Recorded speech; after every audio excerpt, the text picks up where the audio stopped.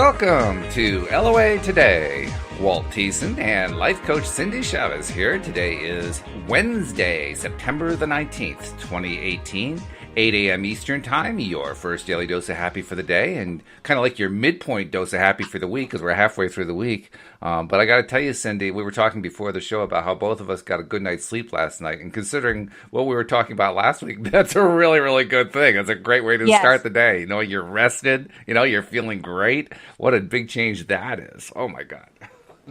It is. It makes all the difference, especially if you've had more than one night in a row of good sleep. Yep, right, exactly. Yeah, no, that's really important. And it also is important to how we go through our days because we're dealing with stuff. We need to be alert in order to feel good. It's kind of hard to feel good when you're not alert, you know? When you're kind of like halfway there or you're drowsy or whatever. That's not exactly when I'm in my happiest place. I mean, it's really, really hard. And yet that's what we want to do as deliberate creators. We want to be in that happy place. So that sleep plays such a major, major role. Ugh. Yeah, I always feel a little bit like I'm not grateful or something if I've had a stretch of nights where I don't sleep well, and then I have a night where I sleep really well. I'm really happy about it. And at the same time, it doesn't feel like it's enough. I still feel tired. And so I was kind of like that recently. I had a situation like that. And I just felt like, oh no, I'm really glad I slept last night, but I still need more. Like, do you ever catch up with that sleep deficit? But last night and the night before, I think I've had a few good nights of sleep in a row. And it's like a miracle when that happens. I feel so much better. Oh, yeah. And I do think that when you're in the place that you were just describing, what you're really saying is, I don't feel thrilled enough about getting up, so I want to stay in bed. And I think that really shows how important not only being happy is, but getting the rest is, because they fuel each other. And I think if you do that often enough, I think we get to the point where we're experiencing that abundant life in such a huge way that we can't wait to get out of bed. I'm trying to remember the last time I couldn't wait to get out of bed. Like, oh, wow, the day is here. Let's go. Because that's really where we want to be. Well, I remember the first time because for me, I used to be a really, really early bird. And I've never been a night owl. After a certain time, and when it's not even dark yet, I feel myself, it's like I don't want to schedule anything important or try to do any important writing or anything in the evening because it's like I'm finished. And I feel like I'm my best, sharpest, clearest, most energetic self early. And then my schedule changed. So I really don't go to bed any later, but sleeping later. And so the mornings that I get up early are podcast mornings, which works out really well for me because I like to get up early sometimes. So I have my sometimes. Those are the days that I'm on the podcast in the morning with you. But I still remember it was hard at first to get up that early. And I still remember the first day that I woke up a little bit earlier than I needed to wake up. And I was so excited I was like, oh, it's a podcast day. I'm so excited. Yes. And it was funny. It kind of took me by surprise. I thought, oh, that's a good thing when you're so excited for whatever's happening that you just want to pop out of bed. The story I always love to tell is a number of years ago, Louise was very big into trash to treasure kind of stuff. You know, go to the local tag sales, find something really fun. You got to be out there early for those. and what's really wild about it is that she's never been much of a morning person. I mean, she regularly likes to sleep in. But on a Saturday, when she was in the middle of that, 6 o'clock, boing, eyes open, I'm out the door, see ya. I love it. That's so funny. It is funny. My story, when I live on a street that has a parade. It's a parade route for one of the biggest parades around. Really? And and it wasn't the biggest parade when I first bought this house. It was a little parade. It has grown into a big parade. Uh-huh. And what was so funny is that I got my little kids up. They were really small at the time. And we were going to go with a friend of mine to some tag sales. So we got up and we went out, and, it was 7 o'clock in the morning or whatever. And we went out and we did a bunch of tag sales and we grabbed some lunch. And by then it was 11 and we were already done on our way back, and the street was blocked. It was like, what is going on?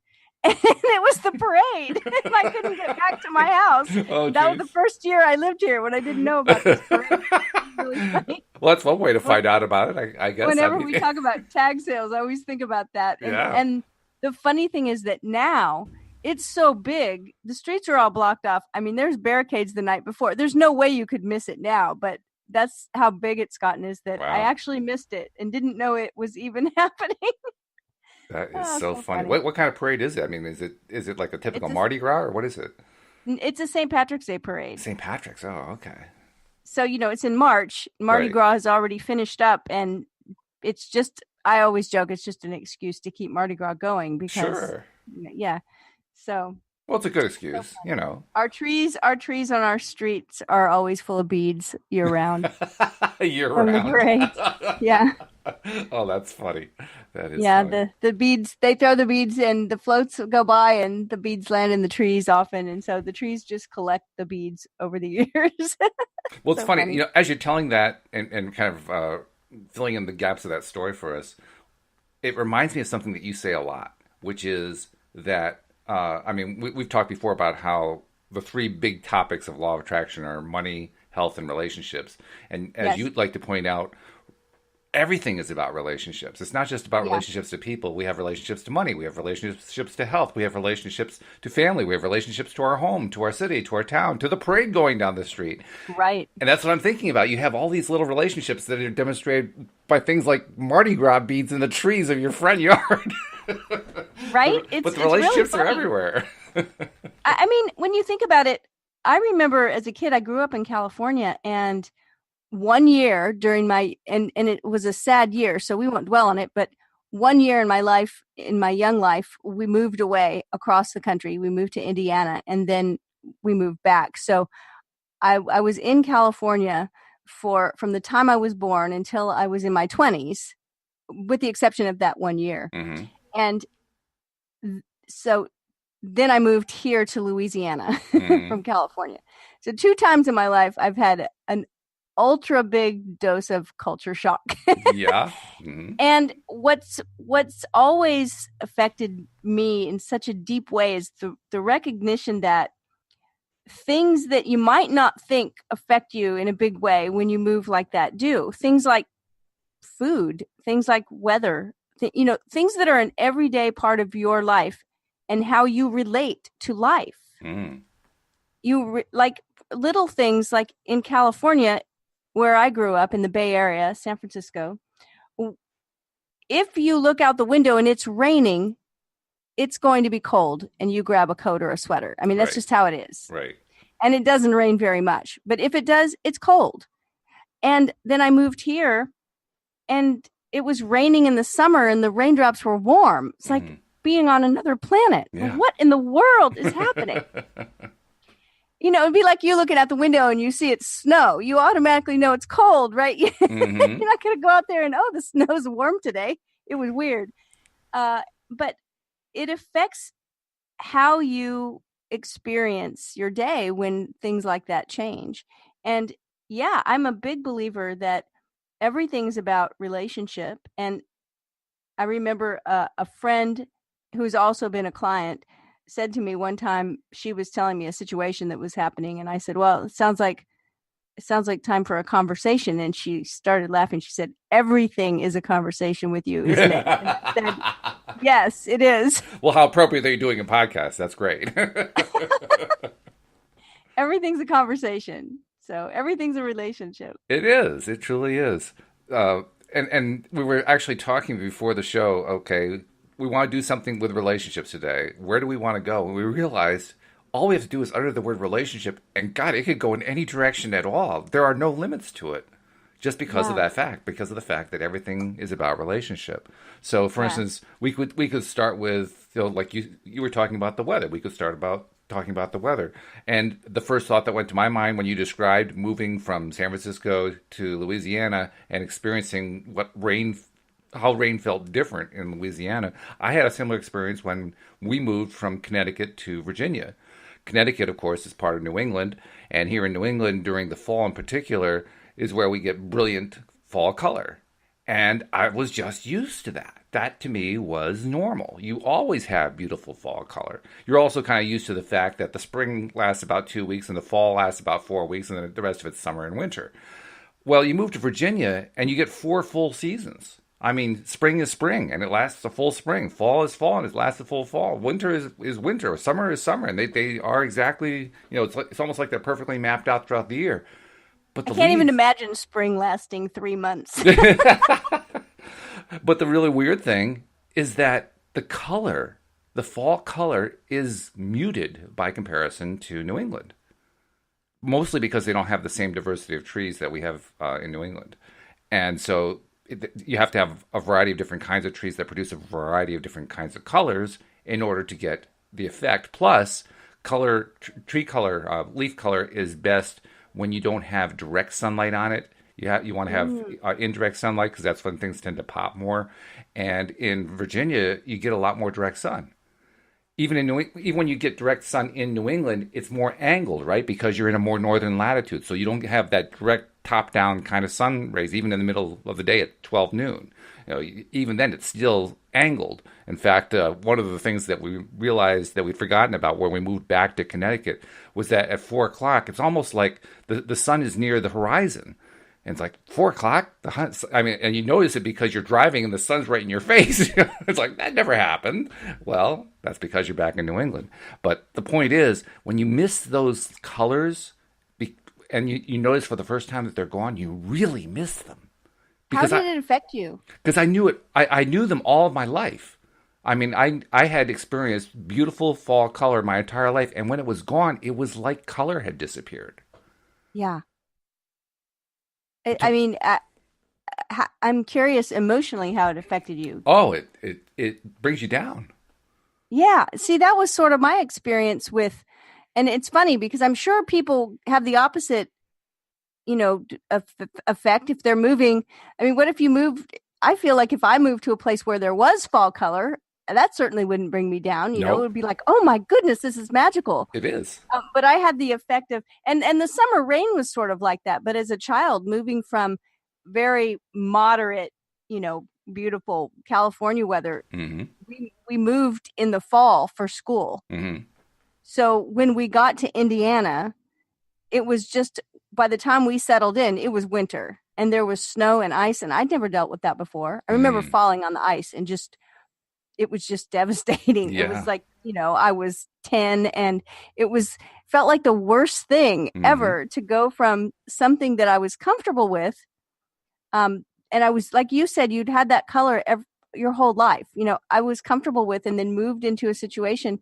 And we're just talking about the weather here. That's right. It's not even, and it really, really affected me in a deep way. And it wasn't comfortable. And so if moving and kind of culture shock, but we've only talked about the weather, if that can have an effect on us and how we feel, imagine some of the other things that we go through in life that have to deal with, things that are worse than just weather changing. Mm-hmm. But those are often relationship things. Yeah.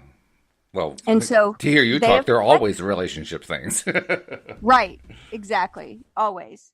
But I'm talking about relationships with people. Right. That's what we generally think of when we hear the word relationship. Yeah, that's true. We think about relationships with other people. And we are small group primates as humans. We're made to thrive in small communities. And we're wired for connection. We're made to connect with other people. So I'm certainly not suggesting. I always think of that Seinfeld line, right? It's like, people, they're the worst. I don't think that at all. And yet sometimes some of the worst experiences we have include other people. Mm-hmm. But, we thrive when we're in connection with other people. Well, the fact that you're from San Francisco and what you just said, when I put those together, that raises an interesting question in my mind. One that I first asked myself on those occasions when I visited New York City, because New York has always been relatively close to where I live, except when we lived in Virginia. But for most of my life, it's been very close to where I live. And so I've spent a fair amount of time there. I haven't lived there, but I've spent a lot of time visiting there. And when you go to a city, you are no longer in a small community. You're not even close to being in a small community, especially in New York City. You can't hardly get away from people in New York City. I mean, you basically have to have a penthouse apartment in order to get away from people in New York City. So, that means the vast majority of people who live in the city are packed in. And so I'm curious, how do you think that works with, or doesn't work perhaps, with your observation that we are small group primates? That's an interesting question. I'm definitely not a sociologist, but you know, I've never been to New York City. Well, I take that back. I actually, on a road trip from Connecticut, was bringing someone that lived in New York back. So it's like dropping them off in Manhattan and then getting out of there. So Right. it's like that was I didn't even stop. So You but just threw them out of the car as you're driving along. right, exactly. I do remember there being a lot of crowded traffic. And of course, I mean, I've been to other big cities and I have experienced big cities. I think we still find our own groups if Yeah. we're there long enough. If we live somewhere, we find our own smaller communities that we work in, that we live in, right? Whether it's neighbors or whether it's a social group or whether it's where we work or whether it's some kind of group that meets for a certain reason. hmm We create families and groups. I mean, we do it naturally. I think that's true in New York City too, now that I think about it, because New York is actually quite proud of its neighborhoods. And a neighborhood Yep. can be a section of a street. It can be like 2 blocks. That's a neighborhood. When you hear about the famous neighborhood Greenwich Village, it sounds like this really big place with all the stuff that's there. You could walk it in 5 minutes. It's not that big. There's not that That's much so there. funny. I actually have wondered about some things like that because there's certain, and especially New York, there are certain neighborhoods that you hear about all the time. You read about them in fiction, you see them in movies. It's like, and I've kind of then knowing people who have lived there and talked about how small New York is. hmm I mean, it's not big, and it's like, oh, these places are small and all crammed together. Then, And it's parochial too, because you have somebody who lives in Brooklyn and they feel like they're in an entirely different city from the rest of the people who live in the Bronx or Manhattan or Queens or anywhere else. Like they're an entire city unto themselves, and they almost take offense at the idea that they're part of New York. And yet they're right there. They're one of the 5 boroughs. that's funny. If we have any listeners that are in New York listening live, we would love you to call Yeah. in. Tell us about your perspective too, because you have the direct, unique Right. perspective of being a New Yorker. But Yeah. yeah, Let's do that. By the way, let's talk to our listeners for a moment about how they actually really could call in. I know I was sort of joking, but I'm not joking at all. I would love to hear from some of our sure. listeners. Yeah, well, that's true. And actually, we should probably do all of our promos. We always try to group them together anyway. So we'll start with, for people who want to call in, the instructions on how to do it are on our homepage. And that's really the best place to get every piece of information about how to interact with us in various ways. But in a nutshell, if you're in the United States, you can just call in by phone. And I'll give you the phone number as well as the access code. The phone number for callers within the U.S. is area code 646-876-9923. And then there's an access code that also looks like a phone number, but it's an access code. It's 860-264-5432, and then you hit the pound sign. So once again, it's 646-876-9923, access code 860-264-5432, and then the pound sign. And there are also phone numbers you can call internationally as well. All the major countries, the English-speaking countries. There's a list that you can click on a link there. It'll show you all of the different phone numbers you can use to call in to talk to us. The schedule is also listed there, so you know when we're broadcasting. Most of our listeners are listening on a podcast basis, and listening to the pre-recorded version of the show rather than the live version. But if you want to call in, you need to know when the schedule is. So look at the schedule. It's right there on the homepage. Also, we want to once again remind people who are not yet subscribers, become a subscriber, because then you get all these episodes coming right to your smartphone. Really easy to do. I've made it a little bit easier on the homepage than it was before. There's now a particular link for iPhone and iPad users. It looks just like the little podcast app icon that's on your phone or your iPad. You click that, and it takes you right to the page where you can subscribe, and then right below that is where you'll find the individual episodes. You click on one of those to listen to the episode. And similarly, on Android phone, there's another link for you guys to click that you do need to have a podcast app installed, but those are easy enough to find. Just go to the Play Store and type in podcast, and you'll get more apps that you can possibly shake a stick at. And once you get that installed, just do a little search for LOA Today, and we'll pop up that way too.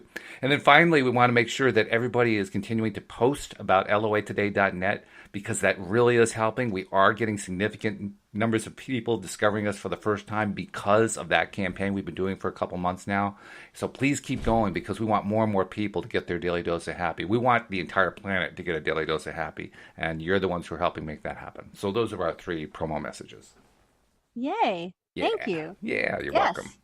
Yes, so we would love you to subscribe and to call us and to reach out and give us a shout, and also, connect in any way that feels good to you, whether it's our contact form or just giving us a wave on social media or emailing us, or however. We'd love to hear from you. Yeah, it occurs to me too. I have never really made a point to announce what our addresses are on social media, but I can tell you very quickly, if you're trying to tweet to us on Twitter, we're LOA Today Radio, so at LOA Today Radio, that's how you reach us there.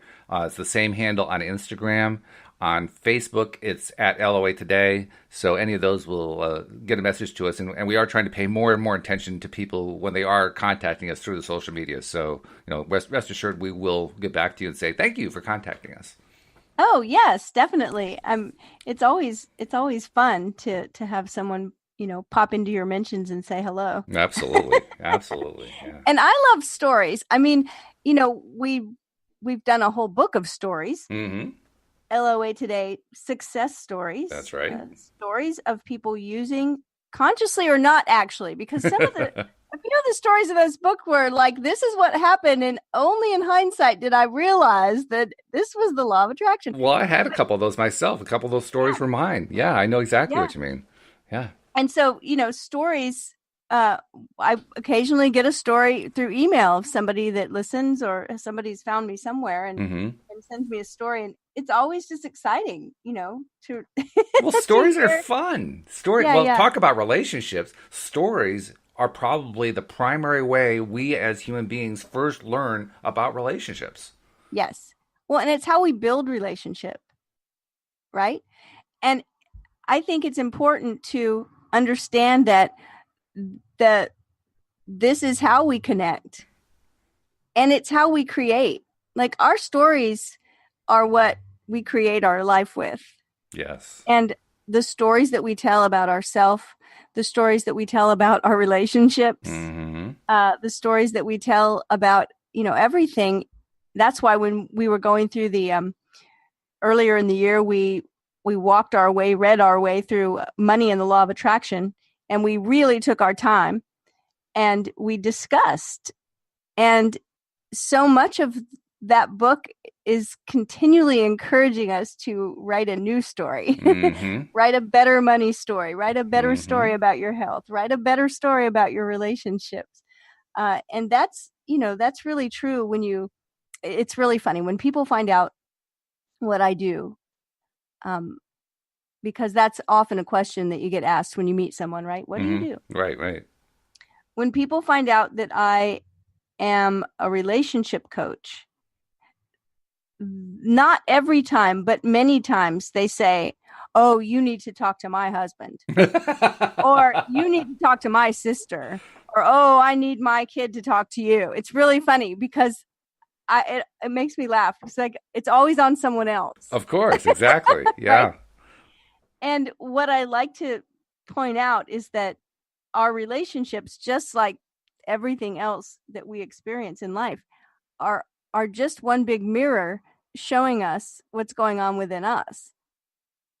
Isn't that annoying? I mean, just when you think you got the buck pass to somebody else, it all comes reflecting right back on yourself. I mean, come on, can't you ever get away with anything?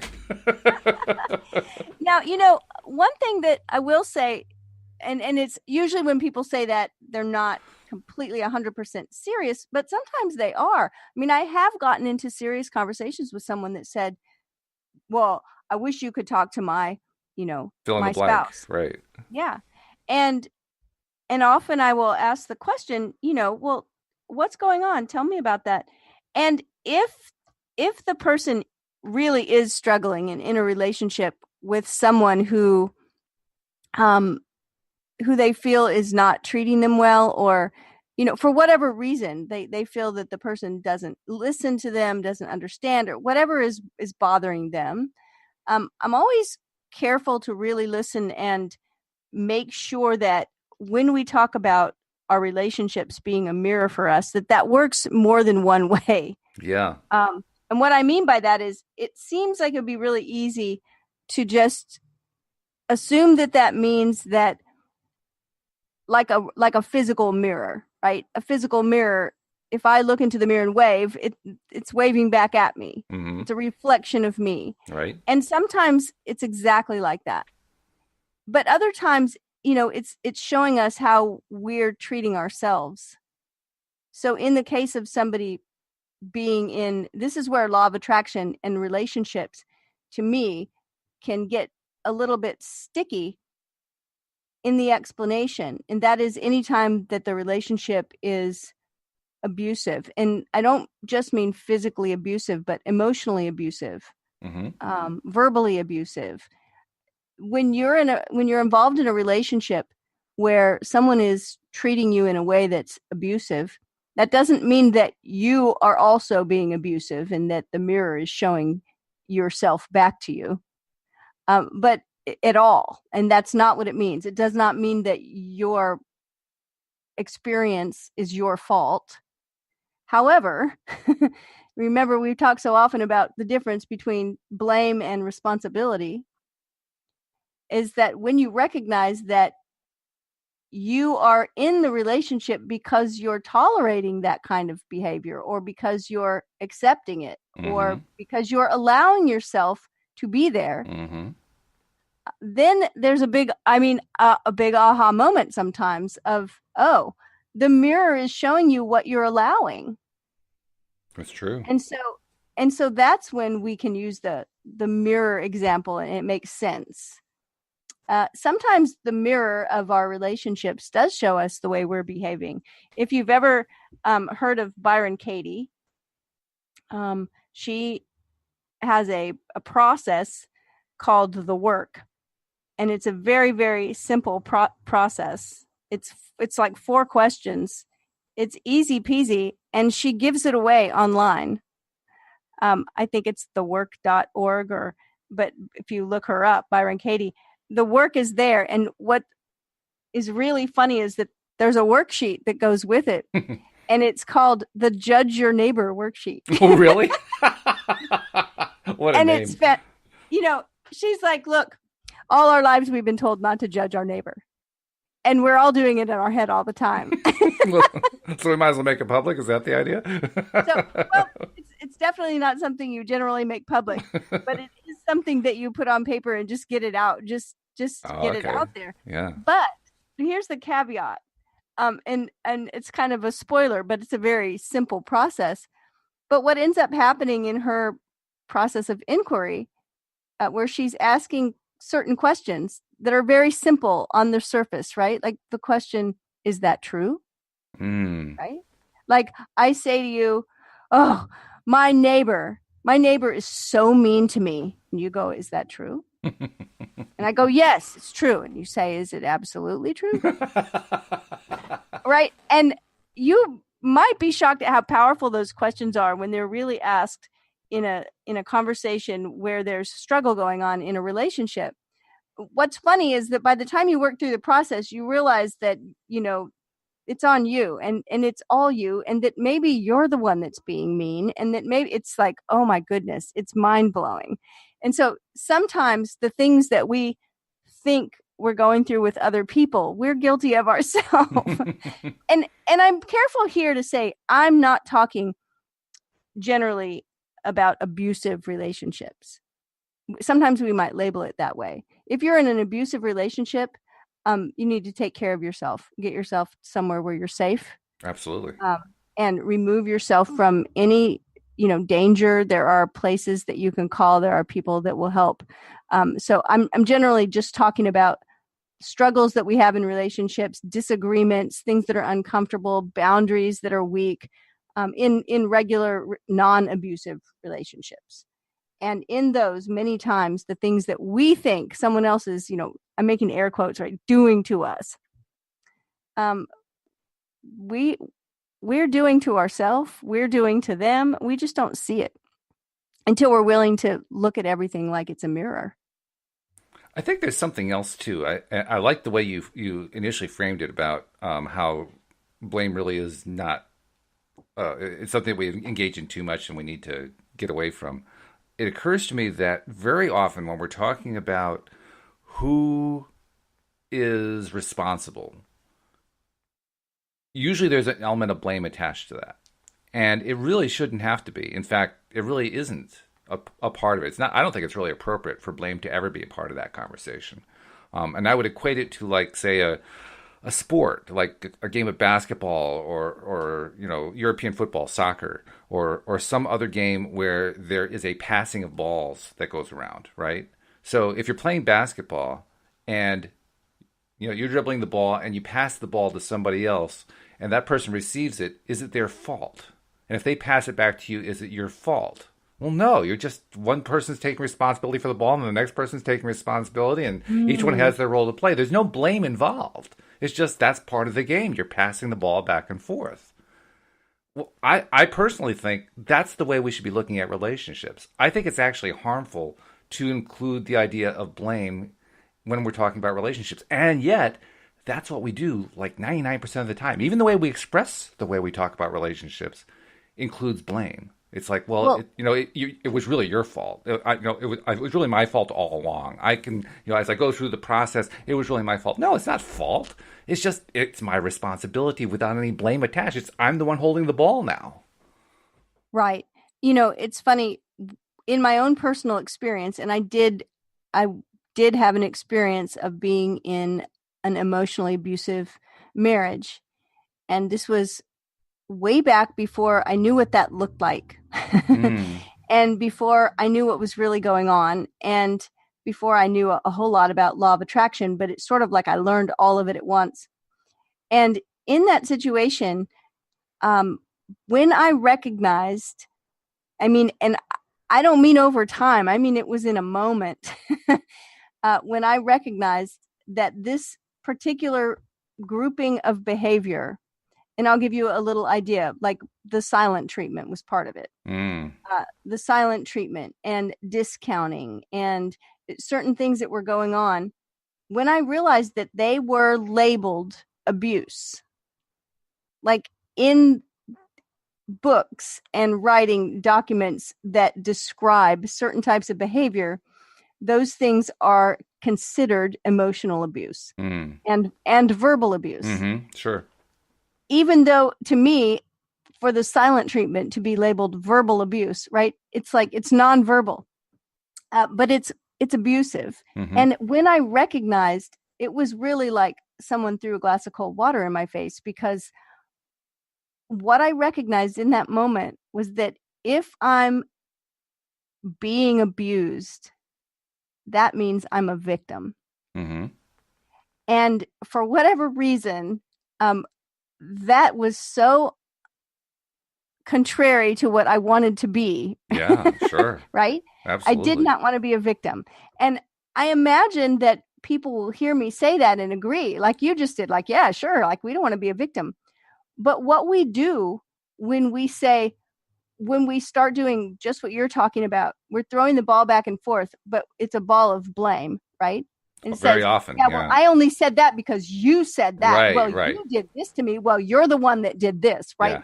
What we're doing when we're pointing the finger and we're saying, you're the bad guy, is we're saying, I'm the victim.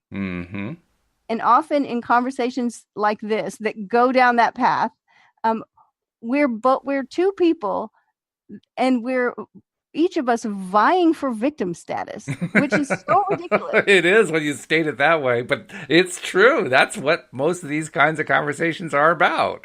I'm going Right? to Like, out no, victimize I'm the you. victim here. Yeah. And and here's the thing is that we've talked about victim energy before, that it doesn't have to be in an abusive relationship that we feel like we're in victim mode. It's any time where we're like, oh, this sucks. Life sucks. This isn't going to get any better. I hate my job. Like, things aren't going right. Nobody's ever going to understand. This is not going to work out. We've all been there. Hmm. At some point or a time. We've hit some low spot where we've experienced that level of energy, which is often called victim energy. It's the energy that everything's against us. We don't have any control. Nothing's going to get better. How am I going to see my way out of this? I'm not. It's very hard to see your way out when you're down there. And it's at that bottom of the scale, of the emotional scale. And beyond that, the one way that we do see as the way out is you have to fix it. It's your fault. That's the only way I can ever get out, is if you fix it. Someone else, you're saying. Yeah. So and it's like, you did this to me, and right. And so the thing that's been really helpful to me is such a small thing, but it's got such a big consequence to it. And that is that I don't want to be a victim. That's right. I don't like victim mode. It doesn't feel good to me. Not at all. And I don't want to stay there. Nope. And when I catch myself there, and I do, because it's part of the human experience. Oh, yeah. But I'm telling you, I've learned to see it pretty quickly, I think, instead of wallow in it and live there, which I had done at some point in my life. Mm-hmm. And when I recognize it, I pop out of it really quickly, because I don't want to be a victim. So how do you pop out of it? Well, you make the decision or the choice that you are responsible. And it's not that you're at fault or that you're to blame. It's that you're just taking responsibility. Right. It's responsibility without blame. Right. So I call it radical responsibility because... Ooh, I like that term. I call it that because there's no blame in there. It's not allowed to be in there, right? And what that means is that if someone or something happens to me, right, I'm responsible for how I receive it or don't receive it. Mm-hmm. I'm responsible for what I do with it. I'm responsible for how I feel. I'm responsible for how I respond.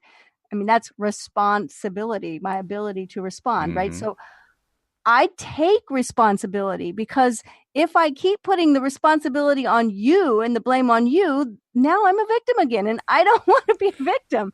So that's the part that's always helped me pop out of that mode of, boy, this really sucks and it's not going to get better, and see how badly I was treated and wah, right? That's how I get out of it, is I recognize, oh, wait a minute. Nope.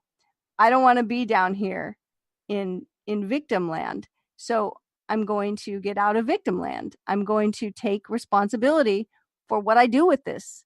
It doesn't mean that you won't ever be victimized, unfortunately. Mm-hmm. We do have people, we do have experiences where someone else treats us in a way we don't want to be treated. Oh, yeah, there are predators for sure. And so, but it's what we do with it afterwards.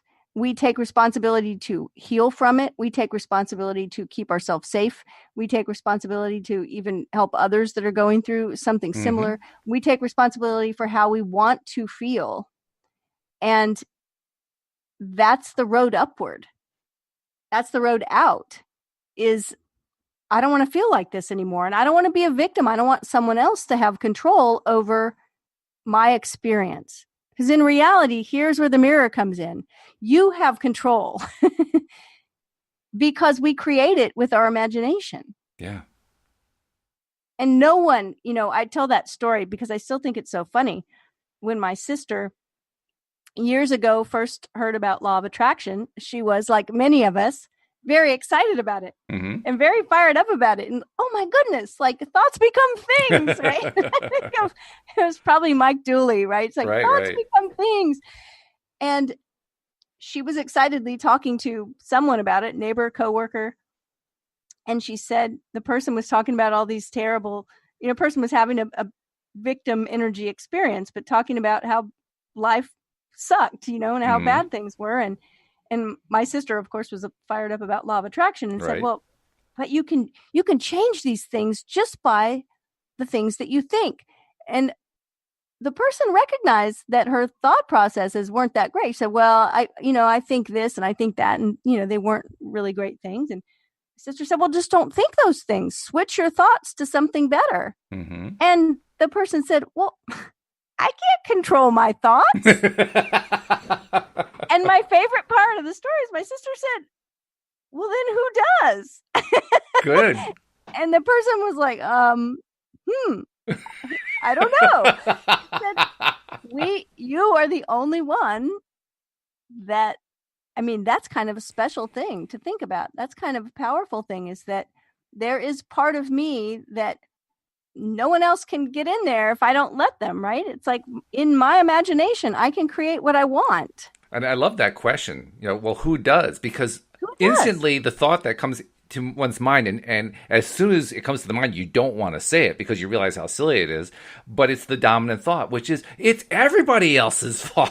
It's not me. Everyone else controls my thinking, not me. Well, and here's the place that, we discuss this, you and I, Walt, a lot on the show, and that is that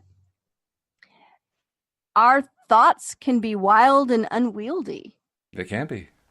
And it is up to us to make the effort to rein our thoughts in and learn how to have focus. It's not something that always comes so easy. No, it can take quite some time. Yeah, it takes practice. It takes determination. And we bring ourselves back to it.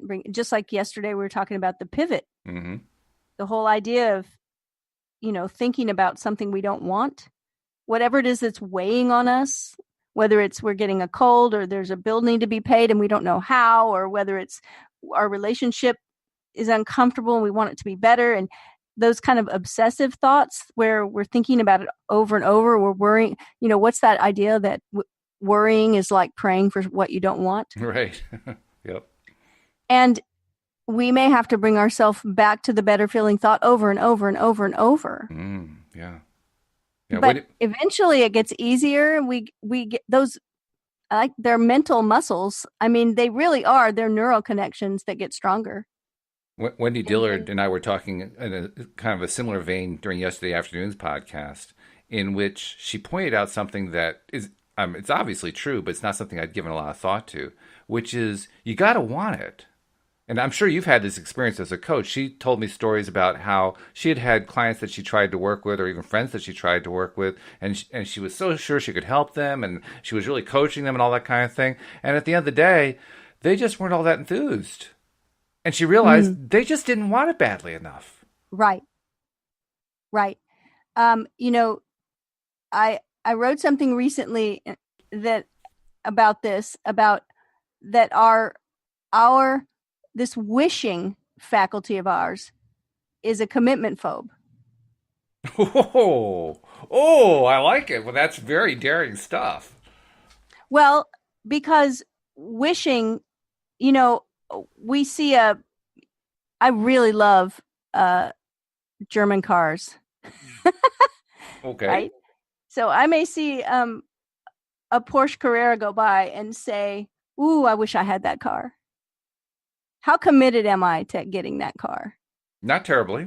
No, not really. Nope. I enjoyed watching it go by. Yeah. If someone handed me the keys to one, I would definitely hop in and take it for a spin. But would you buy it necessarily?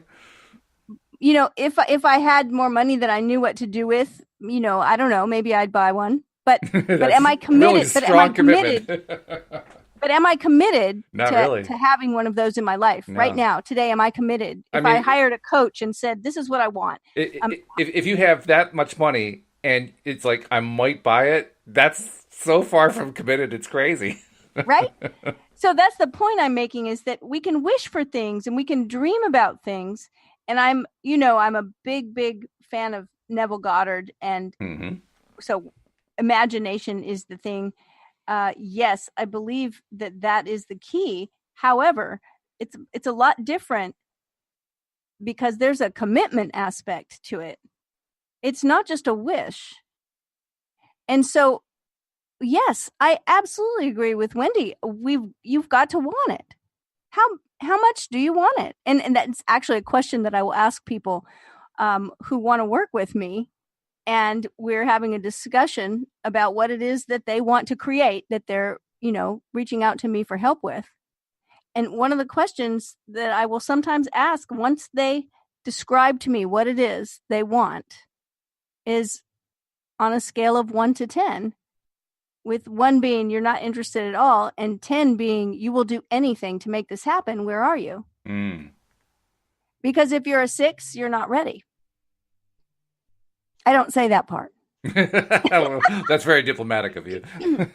Well, because usually people will say, I've had people say I'm a 10 or I'm an 11, I'm ready. Or I've had people say, I'm an 8. I actually had someone say to me once, very self-aware, said, now that I think about it, I don't think I'm ready for this. I think I'm about a 5. I need to go work on this first. Wow.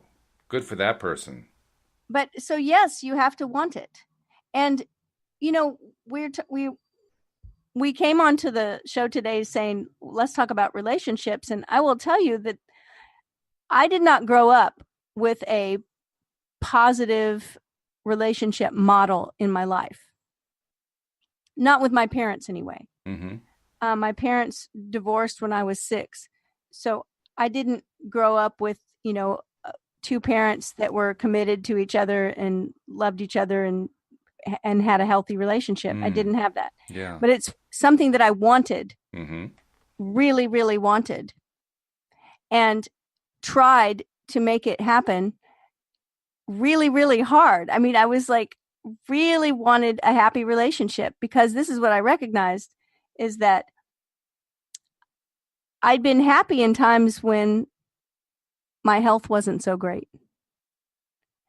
And I'd been happy in times when there wasn't a whole lot of money.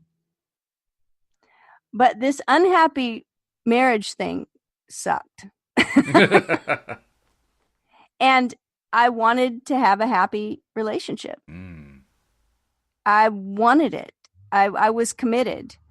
And it takes 2 people to make that. And what I recognized at some point was that only one of us really cared about that. And it was me. Oh, yeah. And so the day that I recognized it was my responsibility, and I don't mean my responsibility, I can't change another person. I can only change me. I can't change, right? But when I changed, everything started changing. And I can't tell you that my marriage changed and that marriage became happy. But what changed about me is I recognized that I was tolerating behavior that wasn't going to ever create a happy relationship. And that I just wasn't going to do that anymore. And those first small steps of saying, this isn't okay. I want something better than this.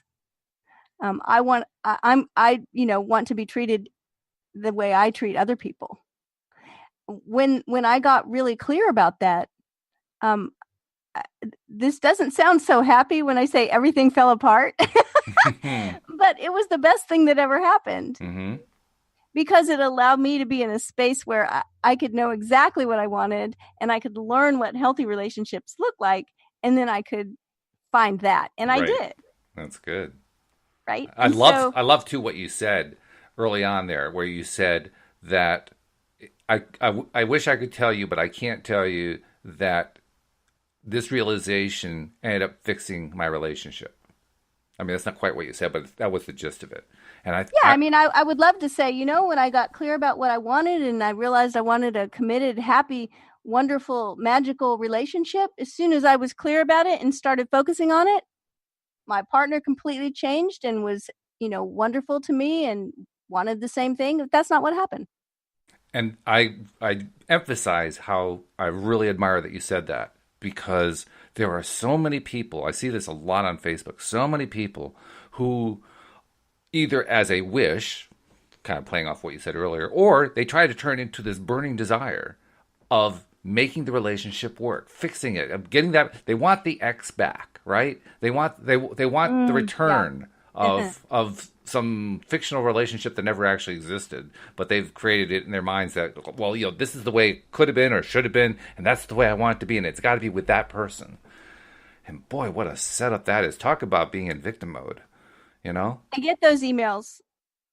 I get those emails from people that are very, very straightforward and say, I will not be happy until I have this particular person back in my life. They won't talk to me. Will you help me get my ex back? And I understand how painful it is to be living with a heart that feels broken. Oh, yeah. I mean, it's one of the reasons why I started working in this field, because I know what it's like to have a broken heart.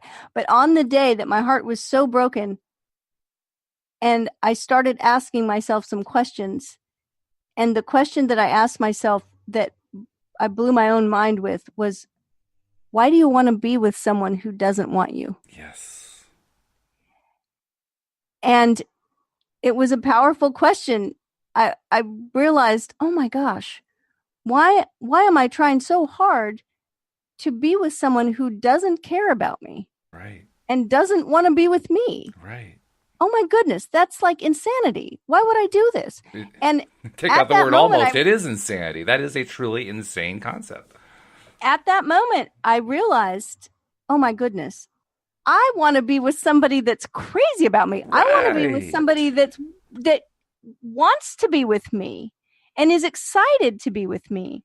And what a difference in energy level that is, right? It's like, it's so different. And then there are the people who say, well, yeah, I want that person to be the person who's crazy about me. I want to use the law of attraction to make that person be crazy about me. Well, one of my friends, one of my good friends, who's also a fantastic law of attraction coach, I call her the law of attraction coach, Jeanette Ma. We've talked about this at length before with each other, and she has a blog post she wrote. It's called "The Voodoo I Don't Do," and she actually wrote it. You can Google it and find it. It's so cute. She actually wrote it with like a verse in there that sounds like a Dr. Seuss verse, but because she gets those calls too. Sure, is help me use the law of attraction to attract this specific person. And here's the thing, if there's a specific person that you feel attracted to, and maybe you just don't know them yet, and you'd like to know them better, that's not what we're talking about. No. We're talking about a person that has pretty much made it very clear to you that they don't want anything to do with you, mm-hmm. Right? They don't want to be in a relationship with you. They don't return your texts or your calls, or when they do, they say something that's not exactly loving. There's no voodoo that you want to do to change that person.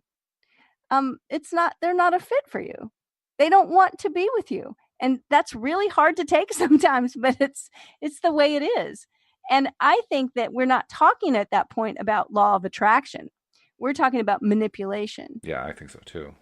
And so it's so much better, believe me, it's so much better when the person that you attract is also attracted to you. I think there's also something that it's kind of like, to me, the elephant in the room. Whenever we're talking about a situation where we have one person who had a semi-relationship with another person, that relationship fell apart, that person has made it clear they don't want to be with the first person, and the first person wants to attract that person back and attract them back in such a way that they will be loving to themselves, and that other person will adore me and will take care of me, and it'll be all wonderful with that person. And all I want to do is I want to use the law of attraction to make that happen. The thing I want to say about that scenario is that it ignores a really, really, really important factor. And that is, if there was some way for you to actually do that, if you could actually use the law of attraction to make somebody else behave the way you want them to behave, to love you the way you want to be loved, to be the way, to behave the way, to act the way you think your ideal lover should be, and that it has to be that person. If you got a person to do that, you would now have a relationship with somebody who no longer has their own will. Right, a robot. A robot. And one of the most Right. important things in relationship is different perspectives. You cannot have a second perspective from another person if they are not operating from the point of view of their own will. Can't be done.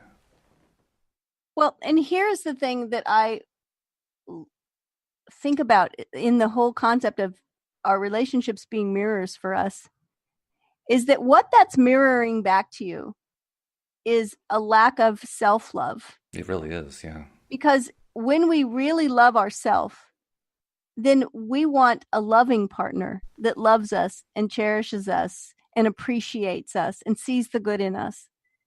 Because we see it in ourselves, because we love ourselves, because we know that we're worthy of a great love like that. And only someone who is really lacking self-love would want someone as a relationship partner who doesn't want to be with them, right? Isn't that the exact mirror of of a lack of self-love, is that I'm attracting someone who also doesn't really love me? Absolutely. That's right. Yeah. Whereas if you are somebody who loves yourself, if you're somebody who really does feel very good about yourself, the last thing you want is a yes man. You want somebody who has a strong perspective. And you want that Sure, perspective to be different from yours, so that you've got a basis for conversation and having interests, and the little differences make the contrast, and the similarities make it fun. You got to have that other perspective. And the only way that can happen is if you're both in a place where you can love yourselves as well as each other. Right. So once you start working on that, on loving yourself, everything starts to shift and change. It does. And you'll begin to attract people into your life that also love you because of the idea that this is like a mirror for you. But when you're in that place where you don't have strong boundaries and you don't stand up for yourself and you don't love yourself and you don't think you're worthy, then that's exactly what you'll attract. Someone who tramples on your boundaries, whatever boundaries are there, and someone who doesn't show you respect and doesn't show you love, because that's the mirror. Mm-hmm. So you're right. What you want to do is work on the self-love.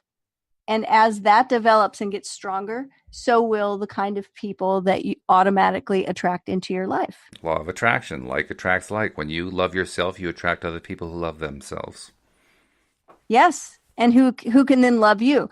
And that's a good point too, because when you don't have a strong self-love, you attract other people who also don't have a strong self-love. That's right. Yep. And there may be some narcissism that covers that up, and they look like that's all they care about is their self, but underneath it's not a true self-love. Right. And so what ends up happening is, how can they love you? They don't even love themselves. Exactly. And because of that, you get the blame for everything as well. And so, yeah, very unhealthy dynamic there. And the key to it all is to find the love for yourself, whether you're in or out of a relationship. And how interesting. We just described a situation where you have two people who don't love themselves. And what was the first word you brought back into it? Blame. Right. It goes together. Blame goes with a lack of self-love. Right. It does.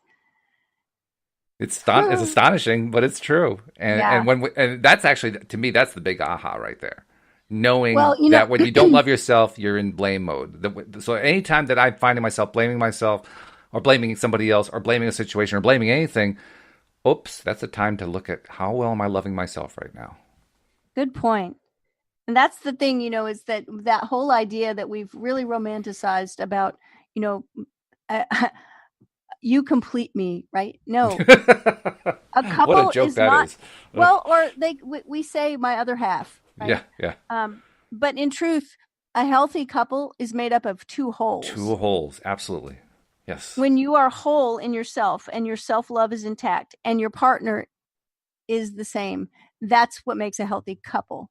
It's not two halves of one whole. It's two halves of a couple is two wholes. It really is. 1 + 1 is 2. A couple is 2.